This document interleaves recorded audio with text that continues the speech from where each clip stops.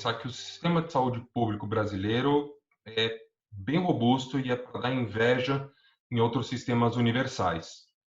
Do lado positivo, a gente precisa entender que a gente tem excelentes profissionais dedicados no atendimento em serviços públicos, a gente tem bastante recurso financeiro, e a gente já tem medicações e algumas terapias que são oferecidas aos pacientes.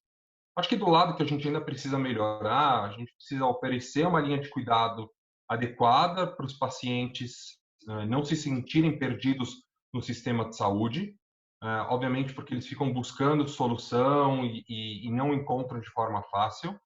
A gente precisa capacitar outros profissionais de saúde em diferentes níveis de atenção, para que eles possam dar encaminhamento adequado para esse grupo de pacientes.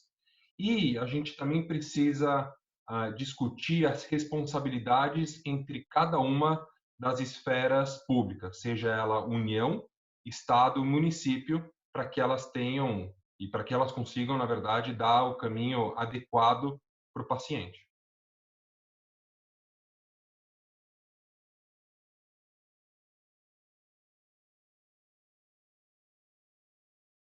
Acho que conversando com os outros especialistas, eles já devem ter citado diversos estudos. Acho que o mais recente, um publicado no ano passado, no The Lancet, que avaliou diversas características em vários países, encontrou que o Brasil tem uma prevalência de aproximadamente 50 milhões de pacientes com possível risco de apneia do sono.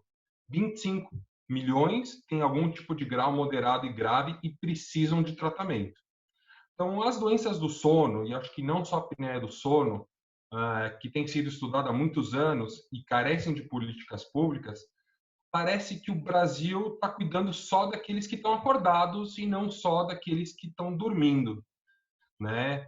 Se desconhecem os impactos negativos das consecutivas noites mal dormidas. A gente fala que o tripé de sono, alimentação e atividades físicas é comumente negligenciado pela nossa população. E se é negligenciado pela população, isso vai refletir na falta de políticas públicas pelos gestores e, consequentemente, a organização das linhas de cuidado. O Brasil está dormindo para as doenças do sono porque comumente a gente costuma falar que as doenças do sono são negligenciadas. Uma noite mal dormida, seja porque a gente está estressado com o trabalho ou porque a gente tem uma série de atividades, é comum, né? Roncar é normal, o que na verdade não é. Então a gente precisa estar bastante atento aí aos sintomas de uma noite mal dormida, principalmente a consecutivas noites mal dormidas, e buscar o atendimento necessário.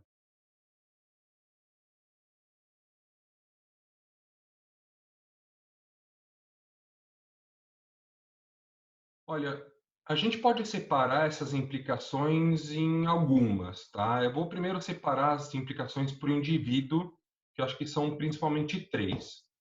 A primeira delas é a piora consecutiva do seu estado de saúde e o possível agravamento das comorbidades que ele tenha, tá?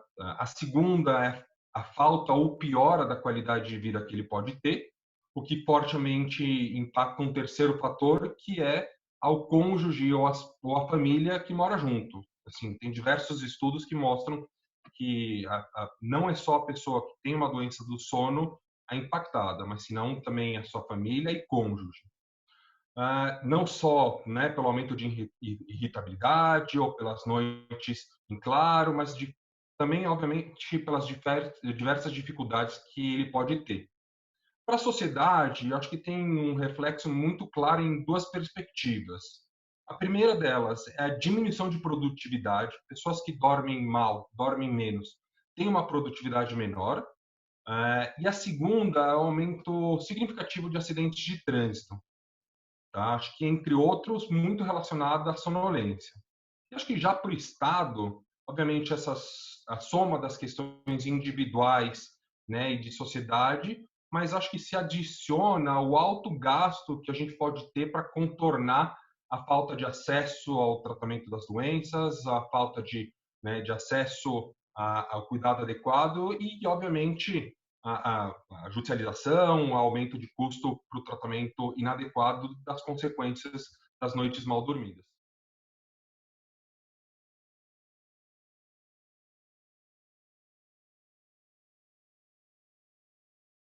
Precisa considerar para essa resposta custos diretos de saúde e custos indiretos, tá?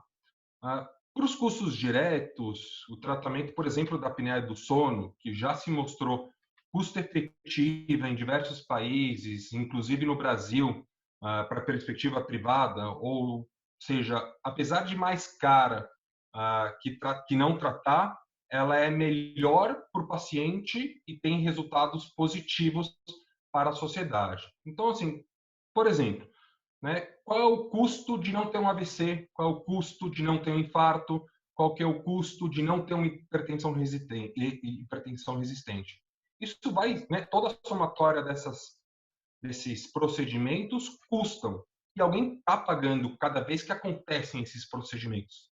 Então, se a gente consegue diminuir a incidência desses agravos, a gente consegue otimizar a gestão, tá? Então, esses são dos custos diretos. Agora, do lado indireto dos custos de saúde, a gente precisa levar em consideração também o custo da judicialização. A gente sabe que hoje está girando em torno de 1,5 pacientes uh, judicializado para o não judicializado, o custo relacionado aos processos trabalhistas e previdenciários. Então, uma pessoa que tem um acidente de trabalho relacionado à sonolência vai se aposentar de forma prematura, vai gastar tanto da parte jurídica quanto previdenciária, e, obviamente, a diminuição da produtividade. Produtividade significa dinheiro, produção e etc. Né? Então, todos esses exemplos impactam direta ou indiretamente as finanças públicas.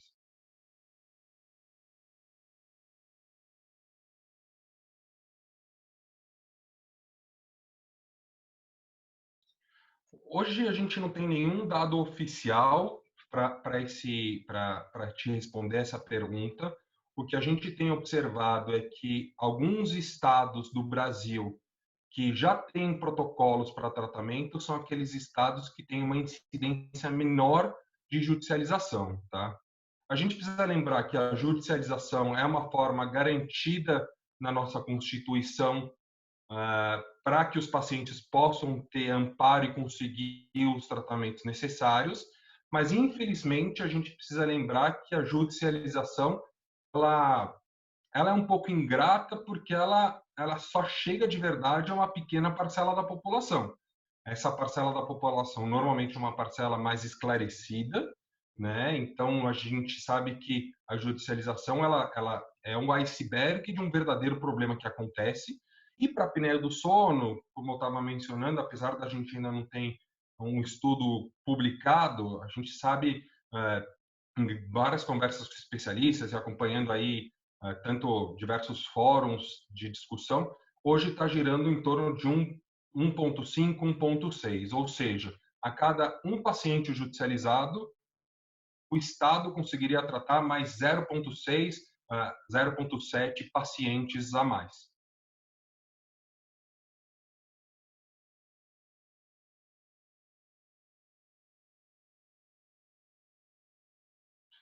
Olha, é como eu comentei antes, as doenças do sono têm inúmeros protocolos, tanto pela ABS quanto pela BMS, reconhecidos nacionalmente e internacionalmente, tá? Ah, a- por exemplo, o tratamento da apneia do sono é um tratamento que tem mais de 30 anos já globalmente, mas sim, existe um gap, um vazio entre a parte assistencial e a parte de gestão. Muito do que a gente estava comentando antes, as doenças do sono são negligenciadas pela população, que por consequência são negligenciadas pelos gestores de saúde pública ou pelos gestores em geral. Então a gente precisa sim capacitar esses gestores no enfrentamento da questão de sono e saúde pública.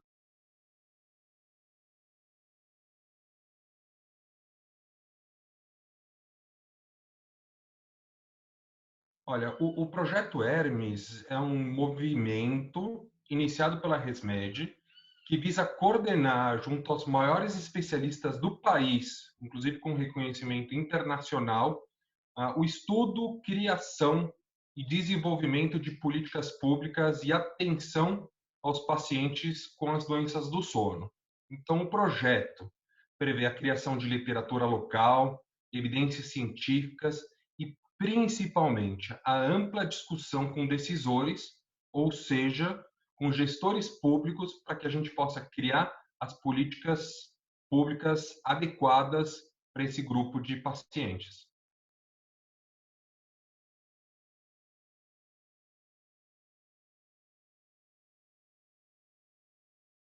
O projeto Hermes, ele visa a compreensão de todas as doenças do sono, tá? Mas a gente precisa priorizar e trabalhar nesse primeiro momento naquelas que são as mais prevalentes, tá? Então, a apneia do sono é a doença do sono mais prevalente e é a primeira doença do sono que o projeto pretende criar uma solução para gestores públicos e os pacientes.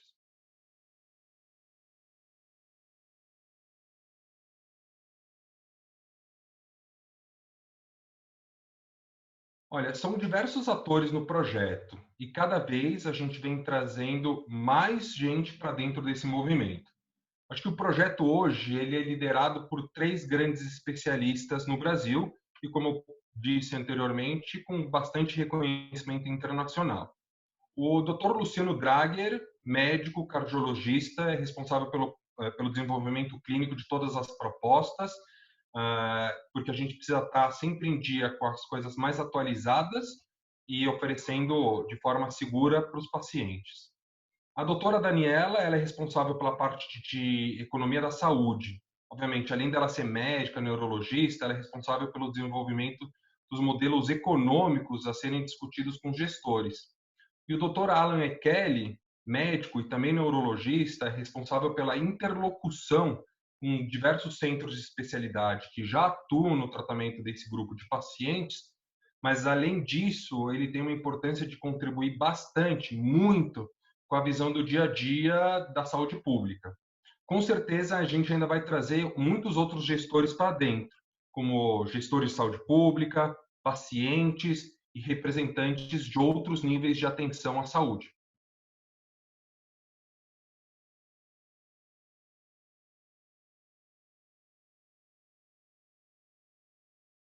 Ó, uma vez eu escutei uma frase que me marcou bastante, principalmente é uma frase relacionada à saúde. A gente precisa se despir da desconfiança para conseguir trabalhar em conjunto e oferecer as melhores soluções para o nosso principal objetivo, que é o paciente. A gente não pode negar que a gente tem vivido tempos difíceis, tempos que a gente desconfia um dos outros e que por isso a gente não necessariamente quer ir para frente nas soluções que são propostas.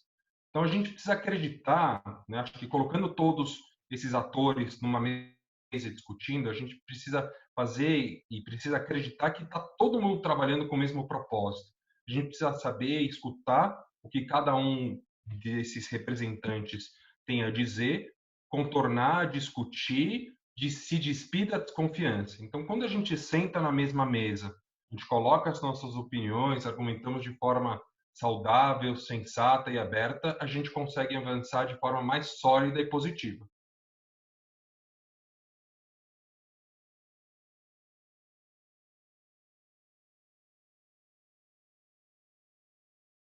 Olha, definitivamente quem ganha mais é o paciente. Por se sentir mais amparado, por se sentir cuidado dentro do sistema de saúde. Hoje em dia ele tem que ir de um lugar para o outro, não necessariamente ele consegue uma resposta, ele está sofrendo, né? Ele precisa realmente de ajuda. Mas isso não quer dizer que os outros atores não se beneficiam.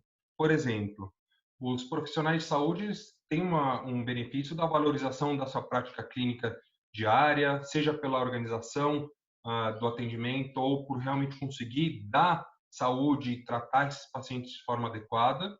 E acho que o Estado, por conseguir entregar mais para todos de uma forma adequada, fazendo a gestão de forma certa. Então, utilizando os recursos da maneira com que precisam ser utilizados. Com certeza o Brasil vai dormir melhor depois do projeto Hermes.